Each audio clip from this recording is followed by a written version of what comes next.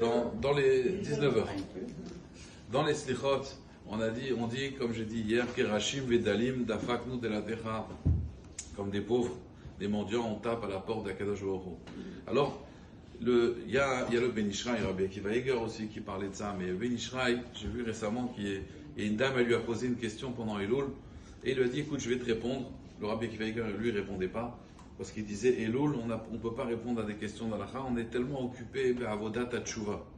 On est occupé, Chodesh Elul, c'est un moment où il faut faire Tchouva, on n'a même pas le temps de répondre à des questions d'Halakhot qui nécessitent beaucoup de réflexion. Pourquoi? Parce que notre réflexion doit être uniquement vers la Tchouva.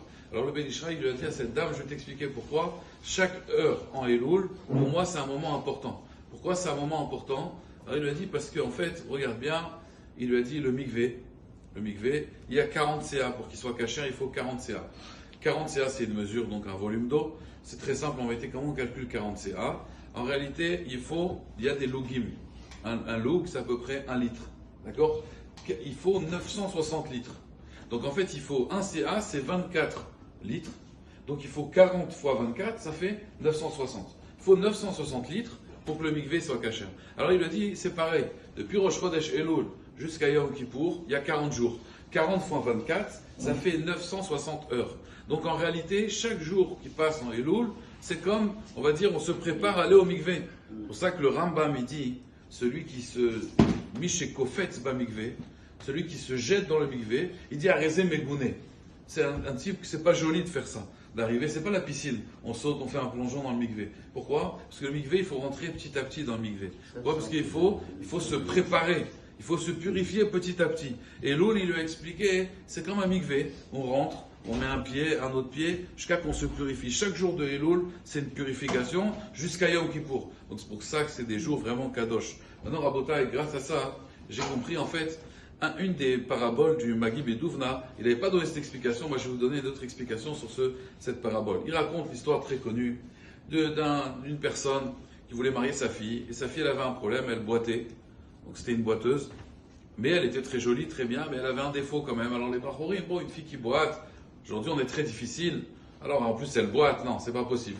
Et alors, le Chatran, celui qui faisait les Shidduchim, lui a dit, écoute, moi j'ai un garçon super, à l'Eshiva, il est beau, il est intelligent, il est chacham, il est des bol midot. Alors il lui a dit, c'est un garçon tellement bien, pourquoi les gens ils sautent pas sur ce bacho? Et il a dit, non, j'ai pensé à ta fille, pourquoi? Parce qu'il a un défaut. Ah, quel est le défaut? Il bégaye. Il bégaye, donc il a réfléchi, il a dit, c'est vrai, les deux ensemble, elle boite, lui bégaye. Donc elle bégaye quand elle marche, lui quand il parle. Donc ensemble, ça va, mais ça fait Zivugim. Il a dit, ça va, je suis d'accord, lui qui vient chez moi demain à la maison à 6 heures. Maintenant, le Bachor, le pauvre, on lui donne l'adresse, et comme il bégaye, à chaque fois il y a quelqu'un dans la rue, pour qu'il n'y ait pas les GPS et tout. Alors il demande, s'il vous plaît, vous savez où? Le type, il n'a pas de, excusez-moi, j'ai pas le temps. Et donc, le temps qu'il trouve sa route, mais il arrive 1 heure en retard.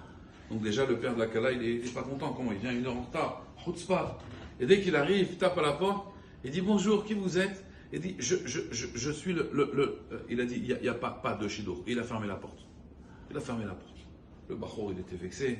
Il a été voir le Chatran, c'est quoi? Tu lui as dit que je bégayais? Il a dit oui. Il l'appelle, il lui dit, qu'est-ce qui se passe? Makara, je t'avais dit qu'il avait ce défaut. Il a dit, tu m'avais pas dit qu'il était bête. Tu m'as dit qu'il bégayait seulement.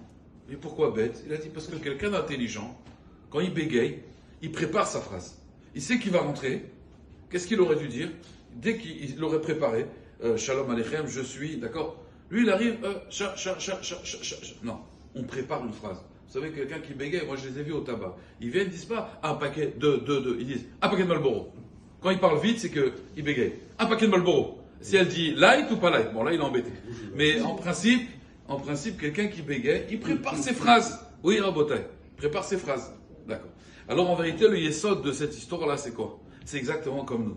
Vous savez, quand on va arriver à Rosh Hashanah, quand quelqu'un il a fait une faute grave, et personne ne sait, il n'y a que lui. Et moi maintenant je viens, je lui dis, tu sais, t'as fauté. Quoi? Non, je n'ai pas fauté, et je lui montre la caméra. Comment il est le type? Il bégaye. Il ne sait plus parler, oui ou non? Quand on arrive à Rosh Hashanah, dans les Slichot, c'est ce qu'on dit.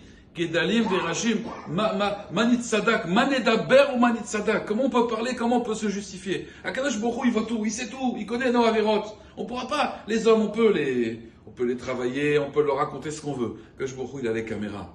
Donc on arrive à Rosh Hashanah devant Hachem. Hachem, j'aimerais passer une bonne année. Et on pense à nos avérotes, on bégaye. Quand quelqu'un il s'est fait attraper, qu'est-ce qu'il fait quand on l'attrape? En général, qu'est-ce qu'il fait la personne? Il bégaye. Il ne sait plus quoi dire. Il n'arrive plus à parler. Pourquoi? Parce qu'il s'est fait attraper. Alors, il connaît nos avérotes. Mais quoi? Préparons-nous. On a 40 jours. On connaît nos fautes. On sait qu'on a fauté toute l'année. Mais au moins, on se prépare. Quand on arrive le jour du jugement, au moins, on sait dire slicha. Au moins, on dit slicha. Ça, c'est la préparation qu'il faut faire pendant le mois de Elul. On a fait des fautes, on a fait des avérotes, mais au moins, pendant 40 jours, on se prépare et ne pas bégayer le jour de Yom Hadin. Au moins, de se préparer à dire mechila, slicha, kapara. Donc, pour ça, Rabotai, c'est une avoda de la tchouva. Il faut venir aussi au slichot. On a du mal, la marche le matin, à avoir des slichot. Comme ça, Béat Hashem, vous bégayerez pas le jour de Yom Hadin. Hazak ou bon.